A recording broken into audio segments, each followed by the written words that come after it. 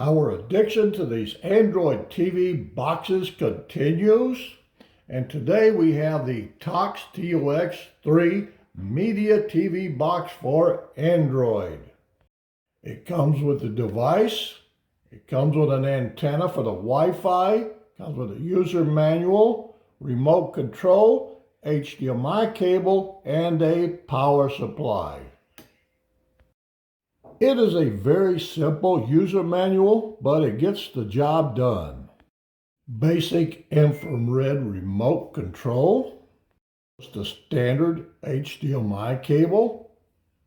It contains a 5-volt, 1.5 amp power supply for the US market. Last but not least, the device itself. The top of the box is all holes for ventilation. The front of the device has a lens for the LED screen behind it. Okay, on this side you have a USB 2 port, a USB 3 port, and a microSD card slot and ventilation holes. Now the USB 2 is also the OTG port. On the rear of the box you have a 5-volt DC input port, HDMI 2.1 port, and a gigabit Ethernet port. On the other side you have more ventilation holes plus the adapter for the Wi-Fi antenna. On the bottom you have a lot of ventilation holes, plus you've got the reset port right there. These are the specifications for this particular box, and they are quite impressive. These are the video codecs that this device supports. It is running on the newest Amlogic S905X4 system on a chip. Okay, let's go connect it to the TV and see what it can do. As soon as we powered it on, there was an update available. This is the information that it shows for the update. Quite impressive. There's some more information at the bottom. Let's go ahead and install it. Installation completed. The new system will be available after reboot. I went ahead and added some apps, but the first thing we need to know is the internet speed, or network speed. So that's what we're going to test right now. This is the internet speeds for my Ethernet connection, and this is gigabit Ethernet on this device. And if you see, it's 248 megabits per second down and 12 megabits up. We disconnected the Ethernet, so now we're going to check out the 5 gigahertz Wi-Fi band. This is the 5 gigahertz band for Wi-Fi, and you can see right now it's running 232 megabits per second down and 11.6 up. This is the 2.4 gigahertz, and that's what we'll be testing right now. As you can see, the download speed is about 81 megabits per second downloads, so a total of 83, and about 12 up. So 83 down and 12 up for the 2.4 gigahertz Wi-Fi. Take a look at the settings. About.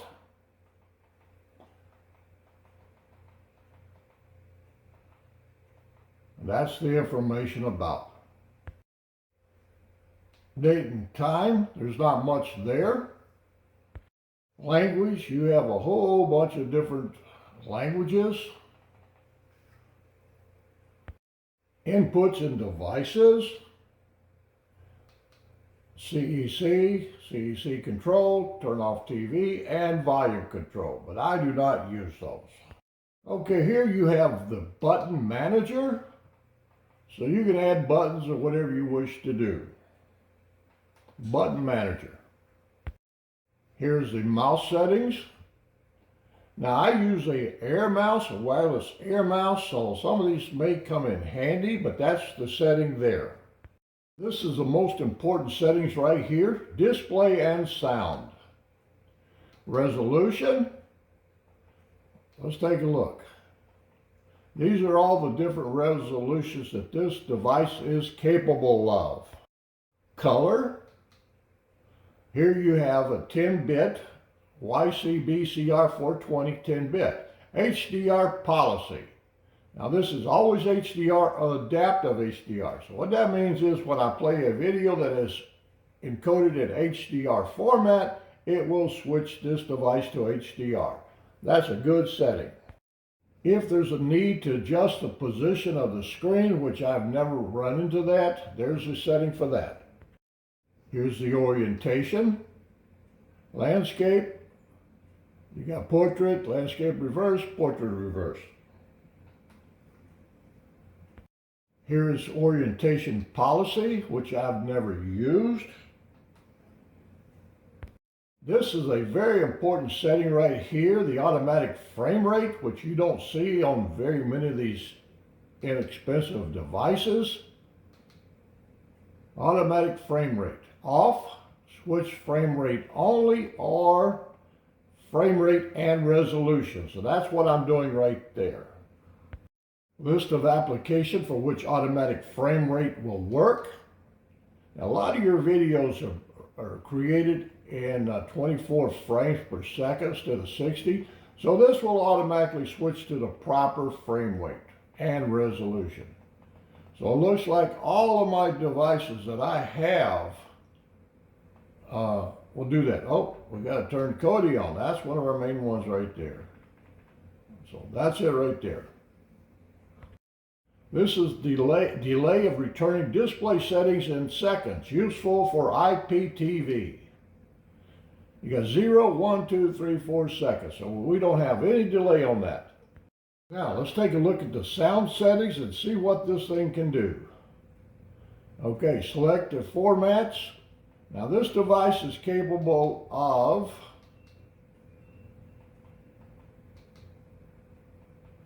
Dolby Digital, Digital Plus, DTS, DTS HD, and Dolby True HD. Now I did some testing and this is false. It does not pass through the Dolby True HD or the DTS HD at this point in time. Perhaps they will update the firmware, or perhaps they have a special media player that uses those formats.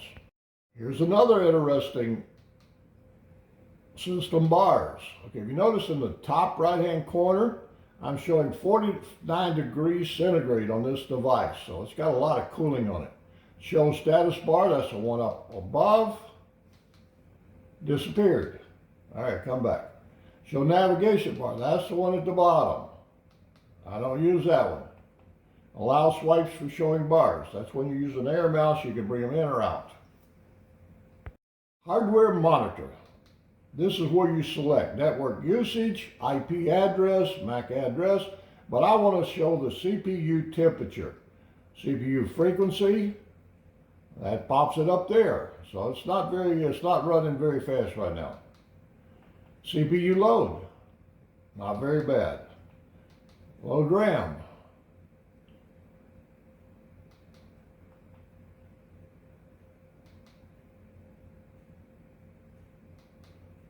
In other words, it's got all kinds of settings here.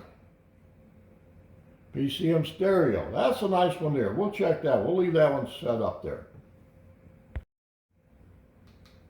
Here's the home screen. That's the quick step and the TOX launcher. I'm using the TOX launcher. That's what we got right here. Not a very pretty launcher, but that's what I'm using right now. Voice input application. I use Google, and the remote I use, the air mouse, has a voice function, and it does work. Animations, I've never done anything with that. Here's your power setting, power indicator, CPU activity. So that's what you got right there. I keep hitting the wrong button. LED screen, now this is slick. You can turn it on or off. LED screen schedule, you can turn it off at nighttime. It shows the time. I've got it on CPU temperature, so it swaps back and forth between the temperature and the time. That's on the device itself.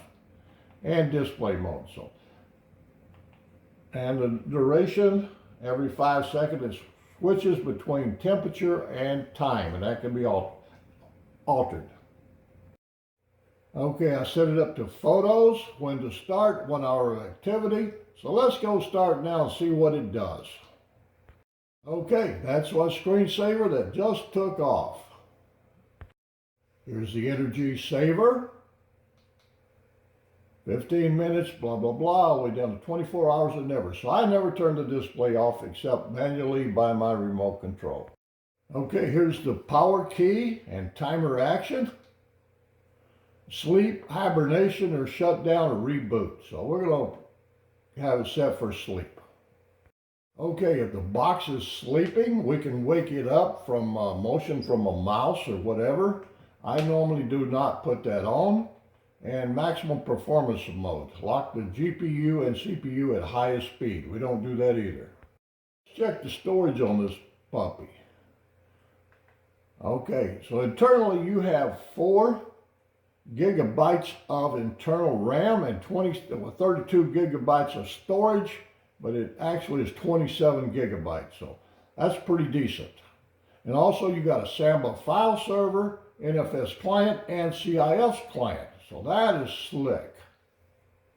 Let's take a look at the Samba server. Now, if I have some hard drives connected to it, if I enable the file server, I can access my devices that I have connected to this box on anywhere on my network. So that's a fantastic little option right there. Let's take a look at the CIFS client. That's one I would probably use. But there's the settings right there. If you notice the Samba version 1.0, okay, we would want to bump it up to 2.0. Same thing for the NFS client. There's the settings right there. But we're not using that. Now this setting right here, super user, if you enable that, you can turn it on to where it's rooted. Right now it's not rooted. I do not want to have it rooted at this point in time. So that's the option you can use to root this device. Okay, these are the rest of the settings: Google, location, accessibility, reboot, and additional settings. And that's the screen for additional settings.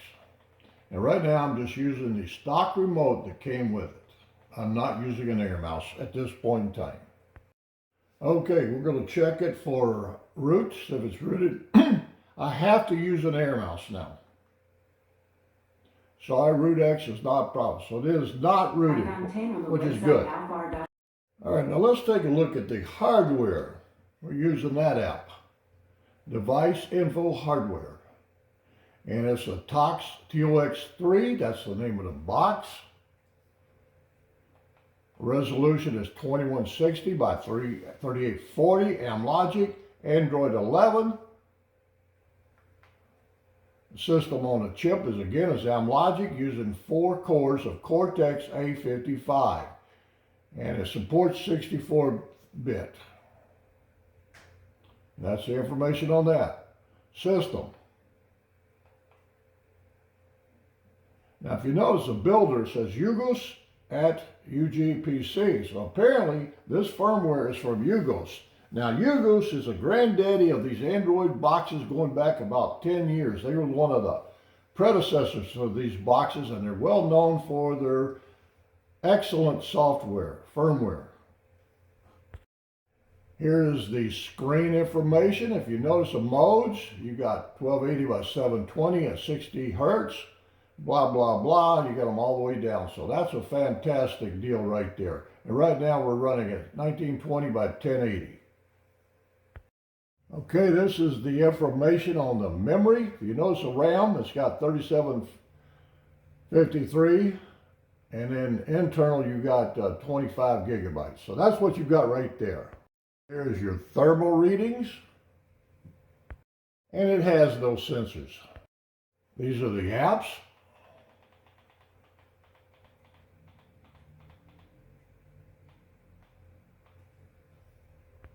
These are your mount points.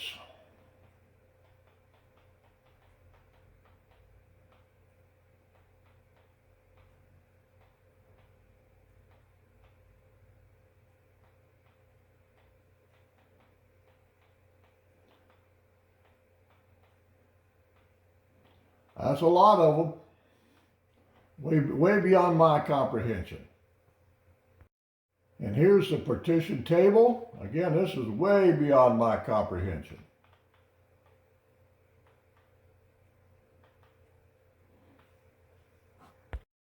Okay, here's the drivers. Again, it's way beyond my comprehension.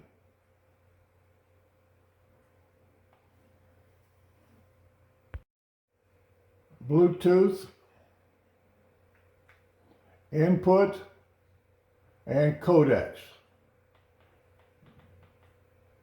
Now these are the codecs. Now I don't know if they're true or not, or if they work, but that's what it's supposed to be working. Information about the USB. Now that we got all that stuff out of the way, let's see what this puppy can do. Now, is it a media player, or what the heck is it? What's it for? Well, let's try to find out, because I don't know. Is it a desktop PC, because there's a Chrome browser, or Google Chrome browser, so we'll see how that works in a minute. And that's MB, that is a media player. As Kodi is a media player, and there's the store.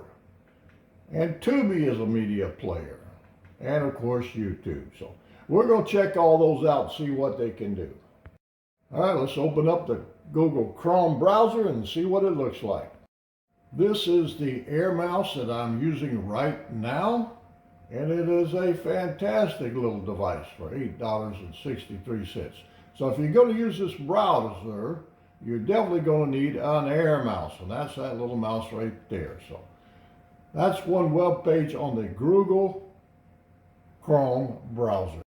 This is the device that I am testing right now, and that's the 4 gigabyte, 32 gigabyte of storage.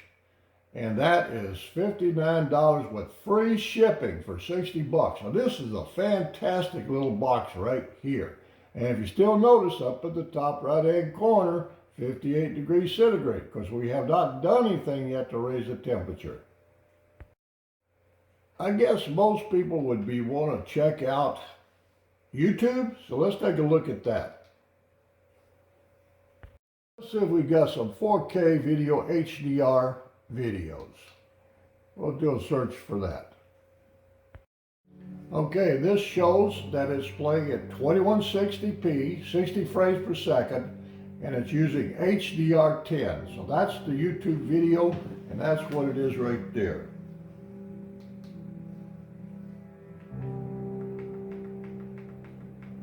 Let's turn on Stats for Nerds. And you see it says HDR up there. All right.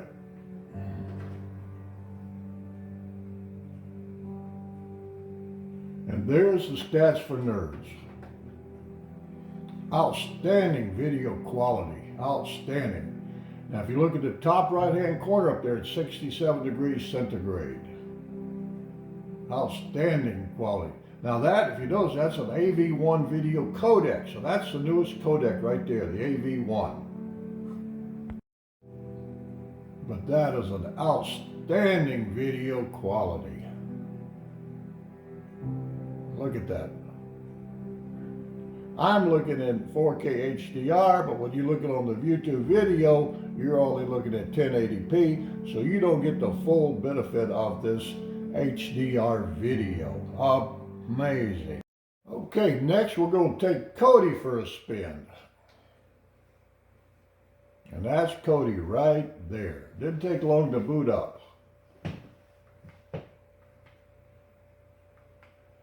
Now let's take a look at that one, but I cannot play that very long, but that's 4K with Dolby HD, but I don't think it's going to play in Dolby HD. We're going to find out. Now if you notice, this video is playing in HDR10, and I'm getting Dolby Atmos on my AV receiver. And then switched to 24 frames per second and resolution of 2160p. So this shows that it has automatic frame rate and resolution switching natively. Okay, here's a TV guide. And again, I use the antenna on my roof to bring in the TV shows. So let's take a look at one of these and see how it looks for as resolution. So we're going to do that right now. Okay, this device converted the 480i signal to a 4K resolution at 60 frames per second. But this is just some of the channels that I receive over the air.